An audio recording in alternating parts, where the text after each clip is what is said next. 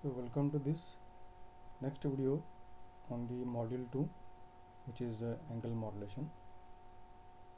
To brush up, in the last two videos we briefly discussed about the important definitions of angle modulation, two of its variations like frequency modulation and phase modulation. Then we gone across some important terms of concern to this frequency modulation, like instantaneous frequency, carrier swing, maximum frequency deviation, etc. And also we have seen some quite very simple problems where you can directly substitute the values and get the things done with the so there the important thing you need to remember basic formulas correctly. After that we gone through an important quantitative or mathematical analysis of single tone FM modulation scheme and its final expression we have arrived, and also we have discussed with the help of waveforms. So after that we gone through the simple classification of FM signals, as you are observing here, narrow band or wide band, which is totally based on the standard equation for the frequency modulated wave.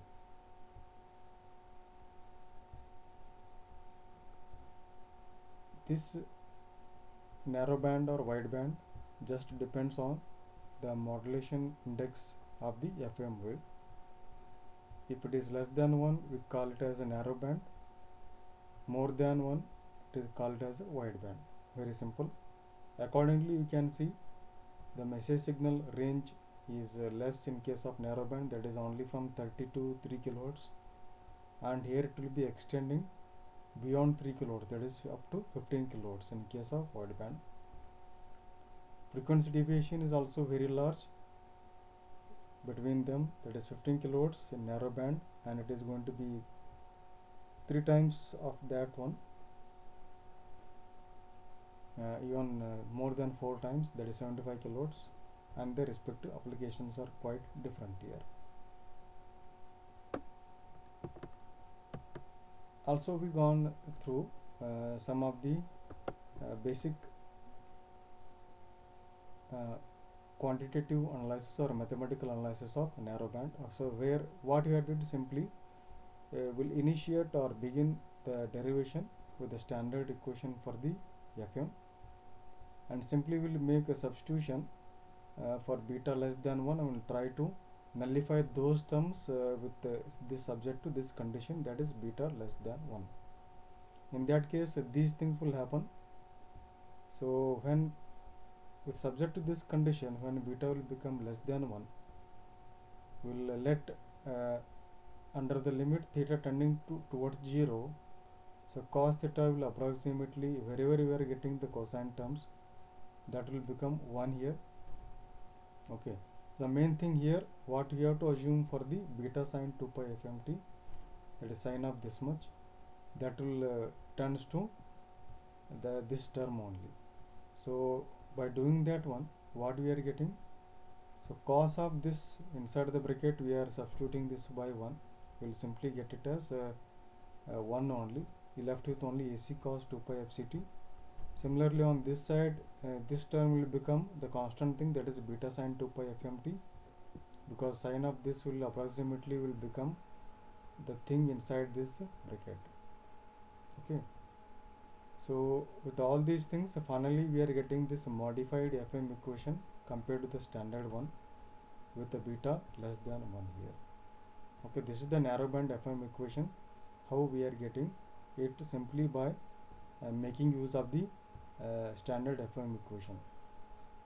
Okay, so this if you look at this equation will also consist of 3 bands here: carrier, middle one, lower and upper side bands, that is going to give the bandwidth of 2 FM for the narrow band FM signal. So this is some just simple diagram I have shown you here, how we are going to get narrow band FM signal, the generation circuit. So this based on this simple equation, here you can see 2 terms are there, this is the first term and this one totally it is going to be the second term. The first term we are getting here, guys, that is a AC cos 2 pi fct.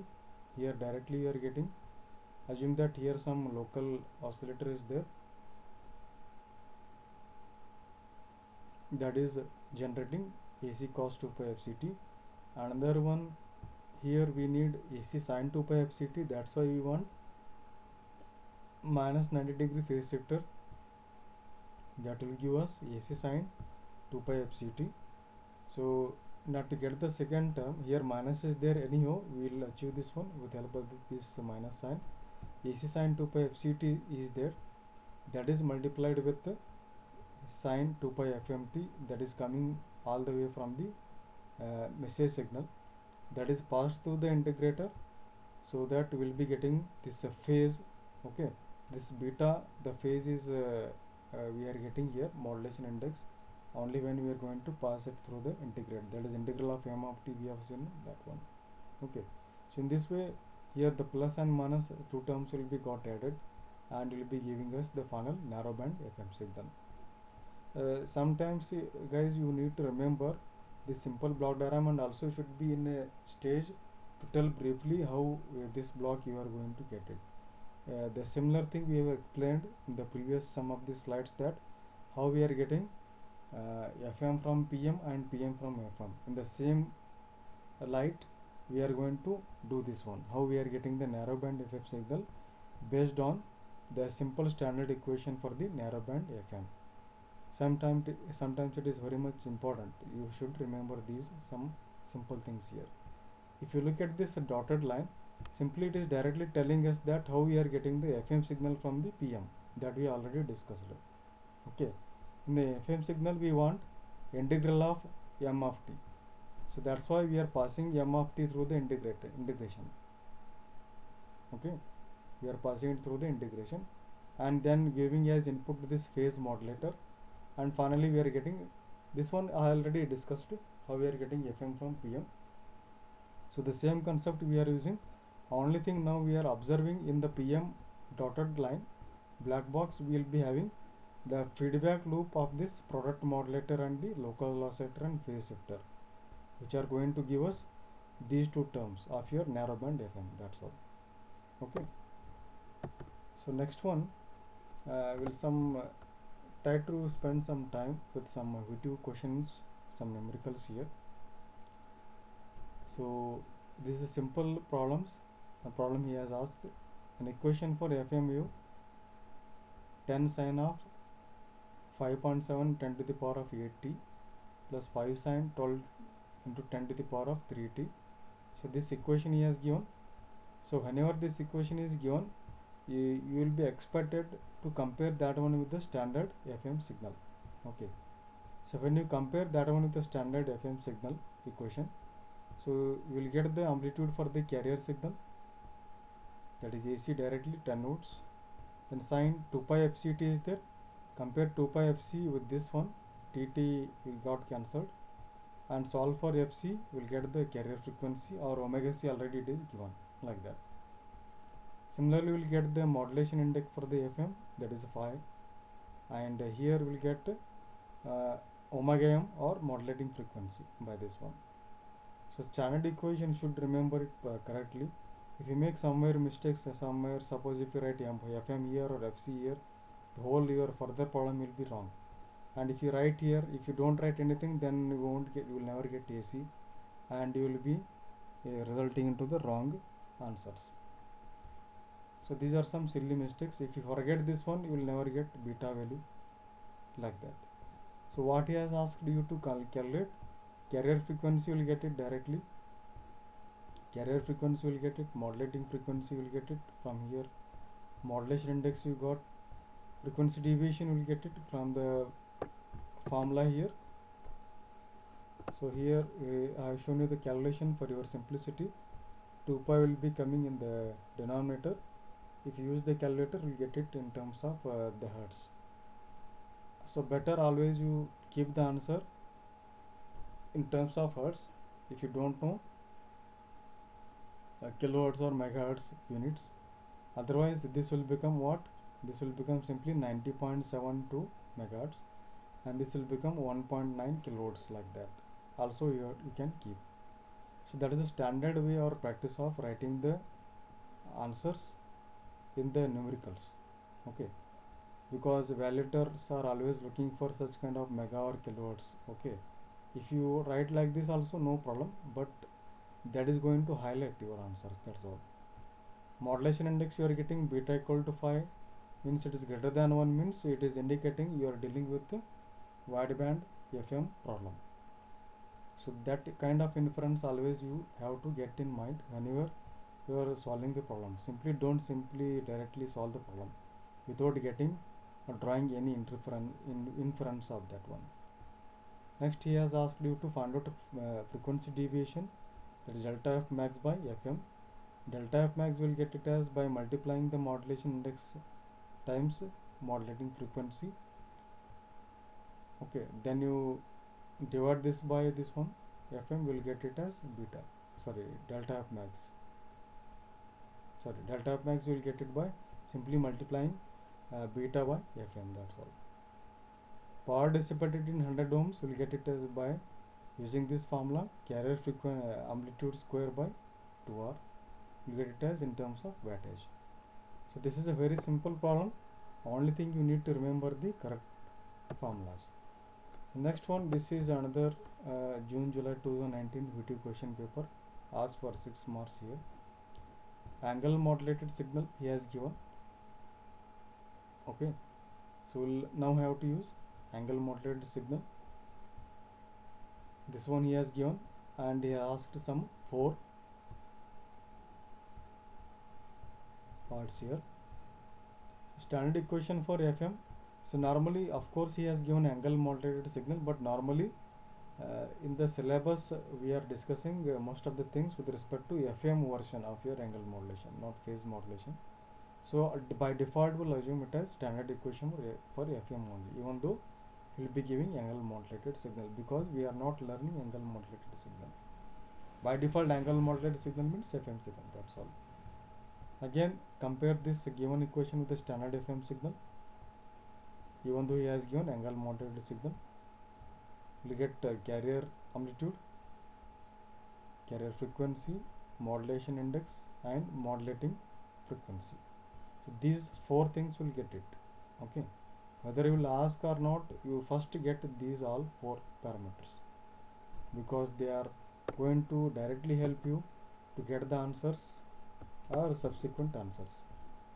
Power as usual AC square by 2r, 10 square by resistance is given there. So if it is not given, by default you take it as 1. Always will assume by default as 1, because it will make our calculations very simple, and that is also known as unitary value. That is a normalizing value.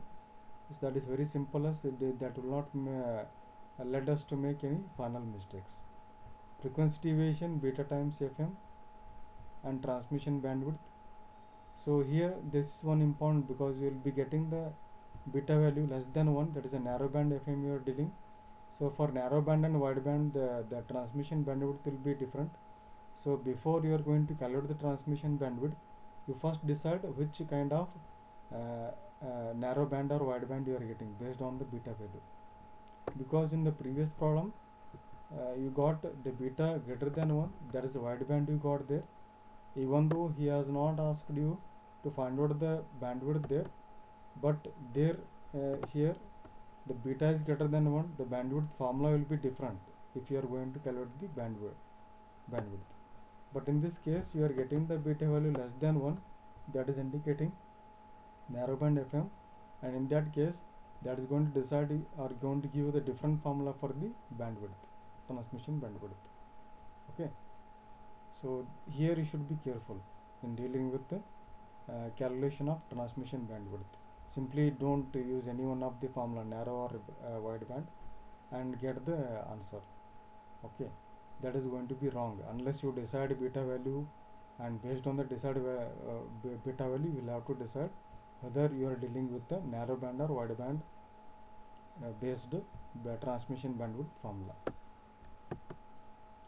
So that's why this transmission bandwidth is very difficult to decide exactly That is because it is going to depend on the modulation index, that is a beta, and that beta again it depends on the you can see here, depends on the modulating frequency, and also the modulating frequency in turn depends on the amplitude.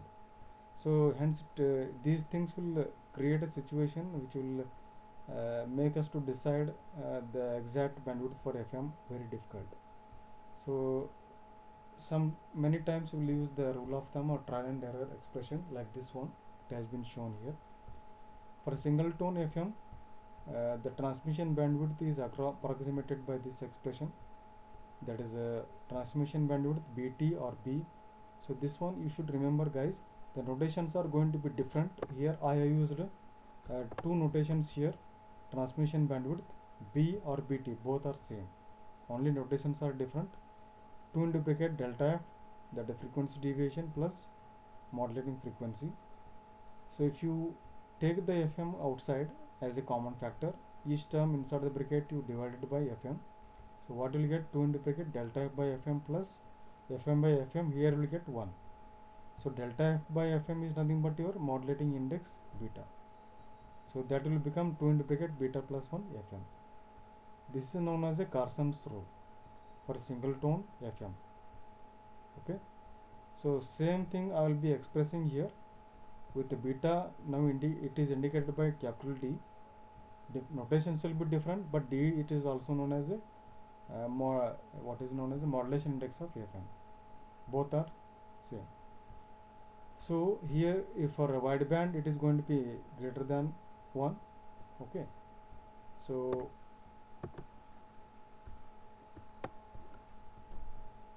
and for narrowband it will be less than 1. In that case beta is going to be just 2 FM. Okay. So if this term will become less than 1 plus a negligible value will become 1 only, left with only 2 FM here. Okay. So these are the two situations. For narrowband FM, the transmission bandwidth is going to be 2 FM. Just now we discussed in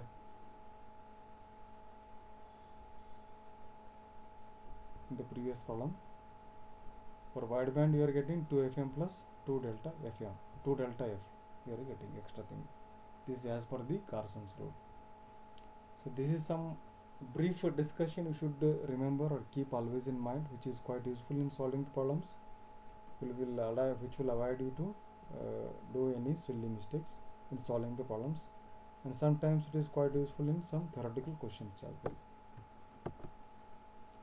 So the next one we will discuss how we can generate frequency modulated signal using direct method. Two methods are there, direct or indirect method. Today we will discuss direct method, which has been asked many times repeatedly in the VT question paper.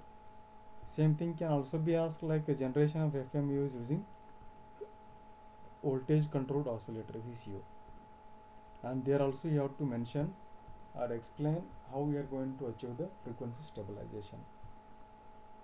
So once again here the circuit diagram you have to start with. Here the figure shows a simple circuit diagram for the direct method for the frequency modulated signal generation, okay, using Hartley oscillator, because it is using a transistor connected transistor using inductance and capacitance as a feedback loop between its input base and output emitter. Okay. So here the one thing is that the capacitor here it is not like a actual capacitor. Here it is one diode we are using, like which is based on either forward bias operating diode or reverse bias operating diode. Okay. So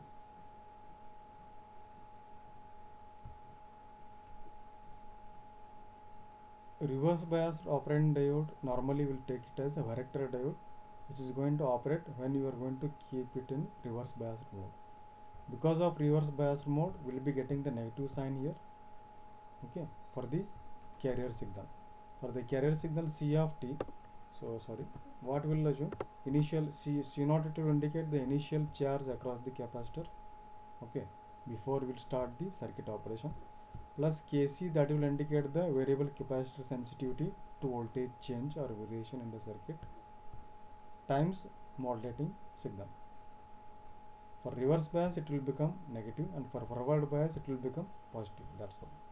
Okay, so that reverse bias and forward bias depends on which diode you are using, and that is also controlled by the modulating signal here. Its variation is controlled by the modulating signal. Okay, so this is briefly first we discuss about the structure or construction of this uh, generation of FM signal using direct method. Now let us see what is happening here. Variable, so as this capacitor voltage will vary. Okay, so this is the resonant frequency what you are getting because of this feedback tank circuit of your Hartley oscillator. That is given by 1 by 2 pi under square root of L1 plus L2, they are in series, into bracket C0 minus you are getting because we are using varactor diode in the reverse bias mode. Okay, so if we simplify this one, get the C0 outside as a common, means each term inside the bracket you should divide it by C0. Okay, like this one. So finally what you are getting expression for f of t like this. But Fc is unmodulated carrier oscillation. Okay, so assuming this term is very much less than 1. Okay, from the binomial expansion we can approximate if it is less than 1, sorry, with only this series. If it is a continuous series will be there, we will consider only the first term in this series. Okay, if you substitute this one here, so if you resolve this, finally you are getting this equation or expression for the oscillating frequency, that is the sum of carrier frequency plus kf times modulating frequency. Kf where it is a sensitivity operator, so it is the frequency sensitivity of the modulator and is a required expression for the instantaneous frequency of FM wave. In this way we can generate FM wave by direct method. Okay, so how we can, that is a mathematical analysis we have did there, how we can do this, how we can achieve the frequency stabilization here. So direct FM may be generated by a device in which the inductance, so far we have seen by varying the capacitor voltage, there also we have the inductance are there. So here you can see inductance are there, we are not varying the inductance, we are varying the capacitance that we have seen so far. Okay,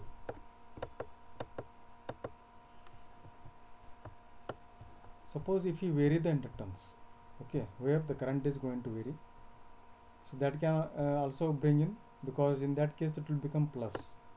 So here, so this term will become plus if you vary the inductance, that is the current, it is going to be plus there. Okay, in this case the modulating signal being the current. The main advantage of direct method is that produces sufficiently high frequency deviation, thus requiring little frequency multiplication, but it has poor frequency stability. Stability iradalla. Stability andre ಏನು, whatever the output frequency you are getting and frequency what you are getting from the local oscillator having the difference in their frequency. Okay, so this difference in frequency should not be there,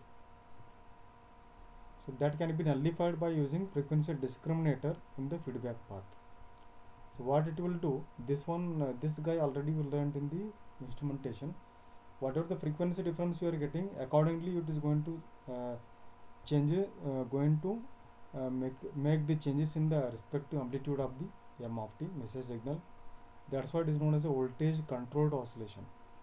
Okay, so here you can see here we are going to put, so in this path between the base and emitter we are going to, here somewhere we are going to have that VC, voltage controlled oscillation. Voltage is controlled, voltage of the amplitude, so voltage of the m of t message signal is controlled by this feedback input frequency discrimination, that is going to tell how much the amplitude of the m of t should be varied with the help of VCO based on the frequency difference between the local oscillator frequency and the output what you are getting from the VCU. Okay, so local oscillator frequency is totally unstable, and what output you are getting may be stable or unstable. So unless and until the difference between their frequencies is stable or zero, almost zero, becomes stabilized, until that it will be in the feedback loop only. This is how it will be frequency stabilized. Okay, so in detail once again I want to discuss about this one, how we can directly generate the frequency modulated signal using the direct method. So one thing you should remember, this is the main block diagram to describe the direct method generation of FM wave, where we are using VCO and frequency discriminator in the feedback path of this circuit.